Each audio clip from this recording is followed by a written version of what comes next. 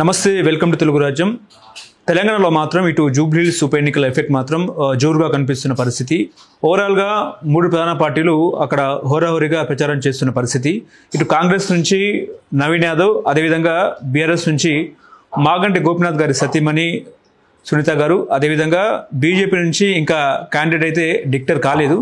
ఓవరాల్గా ఇటు కేటీఆర్ సభలు సమావేశాలు పెట్టడం, అదేవిధంగా ఇన్ఛార్జ్ మంత్రులు అంటే కాంగ్రెస్కు సంబంధించిన ఇన్ఛార్జ్ మంత్రులు కూడా ఇటు జూబ్లీహిల్స్లో సభలు సమావేశాలు అయితే పెడుతున్నారు.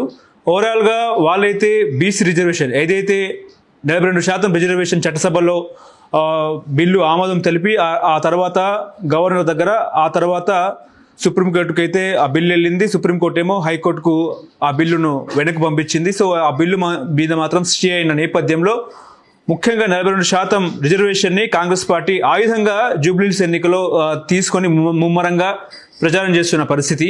ఓవరాల్గా మరి జూబ్లీహిల్స్ ప్రజలు 42% రిజర్వేషన్ చూసి ఓటేస్తారా, లేకపోతే అభివృద్ధిని చూసి ఓటేస్తారా, లేకపోతే పథకాలను చూసి ఓటేస్తారా అనేది పక్కన పెడితే మాత్రం ఇప్పుడు సిట్టింగ్ స్థానాన్ని కాపాడుకోవాలని చెప్పేసి కూడా బీఆర్ఎస్ అయితే గట్టిగా ప్రయత్నం అయితే చేస్తున్న పరిస్థితి. ఇటు హరీష్ రావు, అటు కేటీఆర్ జూబ్లీహిల్స్ ఉప ఎన్నికను తమ భుజాల మీద అయితే పెట్టుకొని ప్రచారం చేస్తున్నారు.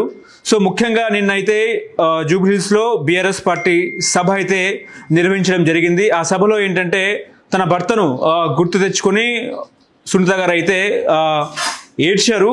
కాకపోతే ఈ ఏడుపును కూడా బీఆర్ఎస్ వాడుకుంటుందని చెప్పేసి కూడా ఇటు మంత్రులు పొన్నం ప్రభాకర్ అయితే కామెంట్ చేస్తున్నారు. బీఆర్ఎస్ మళ్ళీ సెంటిమెంట్ని కూడా రెచ్చగొట్టే ప్రయత్నం చేస్తుందని చెప్పేసి కూడా ఇటు పొన్నం ప్రభాకర్ అయితే మాట్లాడడం జరిగింది. వాళ్ళు కూడా అంతే ఎత్తున కూడా అంతే ఘాటుగా అయితే బీఆర్ఎస్ మాత్రం విమర్శలకు ప్రతి విమర్శలు చేస్తున్న పరిస్థితి. నెహ్రూ, అదేవిధంగా ఇందిరాగాంధీ, రాజీవ్ గాంధీ యొక్క మరణాలను కూడా మీరు వాడుకోలేదా, మీరు సెంటిమెంట్ ఆ రకంగా కూడా వాళ్ళ మరణాలను వాడుకోలేదా అని చెప్పేసి కూడా ఇటు మాజీ మంత్రి శ్రీనివాస్ గౌడ్ అయితే చెప్పడం జరిగింది. సో రెండు ప్రధాన పార్టీలు ఇటు బీఆర్ఎస్ అదేవిధంగా కాంగ్రెస్ మధ్య అయితే మాటల తూటాలు పేలుతున్న పరిస్థితి.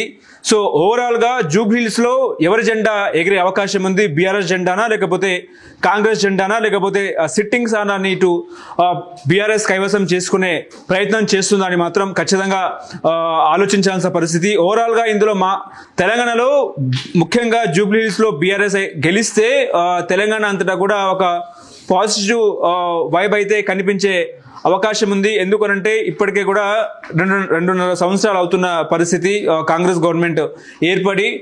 ఇప్పటికి కూడా వాళ్ళు ఇచ్చిన హామీలు ఏదైతే 6 గ్యారంటీలు ఇచ్చారో ఆ హామీలు ఇప్పటిదాకా కూడా నెరవేర్చలేదు అని చెప్పేసి కూడా ఇటు బీఆర్ఎస్ కామెంట్ చేస్తున్న పరిస్థితి. కేవలం ఫ్రీ బస్ ఇచ్చారు అంతే, ఆ తర్వాత చేతులు దులుపుకున్నారు.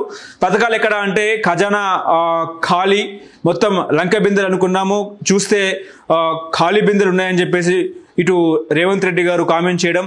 సో ఇదంతా కూడా వాళ్ళు చెప్తున్న పరిస్థితి. ఓవరాల్గా ముఖ్యంగా జూబ్లీహిల్స్ ఉప ఎన్నికలో కాంగ్రెస్ పార్టీ గెలిస్తే మాత్రం హైదరాబాద్లో ఏదైతే 2023లో జరిగిన ఎన్నికల్లో హైదరాబాద్లో కాంగ్రెస్ పార్టీకి ఒక్క సీట్ రాలేదు. సో పల్లెల్లో, అదేవిధంగా గ్రామాల్లో, జిల్లాలలో కాంగ్రెస్ పార్టీకి పట్టున్న నేపథ్యంలో ఇటు గ్రేటర్ హైదరాబాద్లో కాంగ్రెస్ పార్టీకి పట్టు లేదు. సో ఇప్పుడైతే జూబ్లీహిల్స్లో ఉప ఎన్నికలో కాంగ్రెస్ పార్టీ గెలిస్తే కొంతమేర ఇక్కడ పట్టుండే అవకాశం ఉంది. ఆ తర్వాత మంత్రి పదవి కూడా ఇస్తారని కూడా వార్తలు వస్తున్నాయి.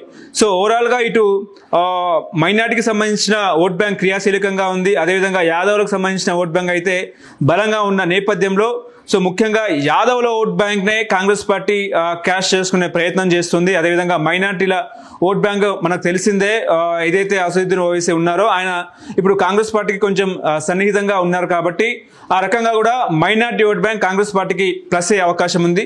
సో ముఖ్యంగా ఇక్కడ బీఆర్ఎస్ మాత్రం సెంటిమెంట్ని అయితే ప్రయత్నం చేస్తుంది అన్నట్టు కూడా, సెంటిమెంట్ని రగిల్చే అవకాశం ఉన్నట్టు కూడా వార్తలు వస్తున్న క్రమంలో సో ఇటు జూబ్లీహిల్స్ ఉప ఎన్నికల్లో ఎవరు గెలుస్తారనేది మాత్రం తెలియాల్సిన అవసరం ఉంది. సో నవంబర్ 11న అయితే పోలింగ్ జరిగే అవకాశం ఉంది. నవంబర్ 14న ఫలితాలు వచ్చే అవకాశం ఉన్న నేపథ్యంలో ఇప్పటికీ కూడా 3 పార్టీలు హోరాహోరీగా అయితే ప్రచారం చేస్తున్న పరిస్థితి. చూడాలి మరి ఎవరు గెలుస్తారు ఏంటి అని చెప్పి. హలో, తెలుగు రాజ్యం ఛానల్ చూస్తున్నారా? సామాజిక, రాజకీయ, జీవన చిత్రణే తెలుగు రాజ్యం. అతిశయోక్తులు, అసత్యాలు ఉండవు. రాజకీయ కోణం కాదు, ప్రజా కోణమే కొలబద్ద. తెలుగు రాజ్యం వీక్షణ మీ ఉత్తమ అభిరుచికి నిదర్శనం.